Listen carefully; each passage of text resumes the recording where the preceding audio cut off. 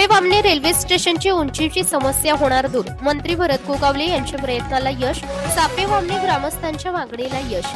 Konkan railway मार्गावर महाडपासून सुमारे 11 kilometre अंतरावर असलेल्या सापेवामने गावाजवळ काही वर्षांपूर्वी रेल्वे स्थानक उभारले गेले आहे. या परिसरातील जवळपास 25 गावातील ग्रामस्थांनी याकरता आंदोलनात्मक भूमिका घेतली होती.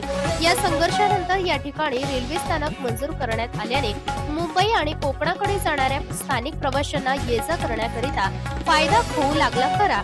पण या ठिकाणी एकच प्लॅटफॉर्म असून या प्लॅटफॉर्मची उंची देखील अर्धा फूट इतकीच आहे.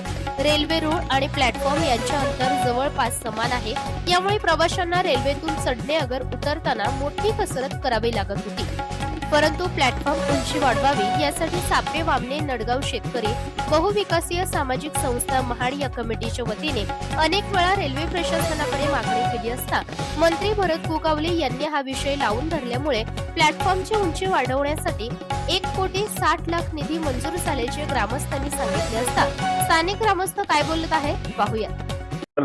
आणि ते निवेदन घेऊन त्यांना अर्ज केला की बाबा हे आमच्या महाड तालुक्यातील एक सापेवामने रेल्वे स्टेशन आणि माणगाव तालुक्यातील गोरेगाव स्टेशन, तर पहिलं प्राधान्य गोरेगावला दिलं आणि दुसरं आता आम्हाला दिलं.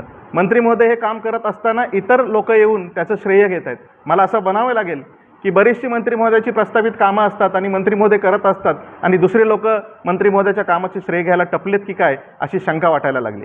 आर्थिक वर्षामध्ये 2000 एप्रिल 2026 ह्या तारखेला आमच्या सापेवामने रेल्वे स्थानकाला उंची वाढवण्याची मागणी मिळाली आणि जवळजवळ कोकण रेल्वेनी 1,60,00,000 काम म्हणजे आर्थिक निधी मंजूर केलेला आहे. निविदा प्रक्रिया चालू आहे आणि हे काम चढ उतर होते आणि म्हातारी माणसं, वयस्कर माणसं त्यांना कुठला प्रवास करता येत नाही.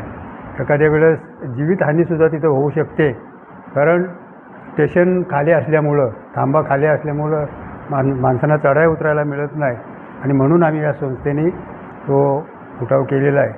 त्याचबरोबर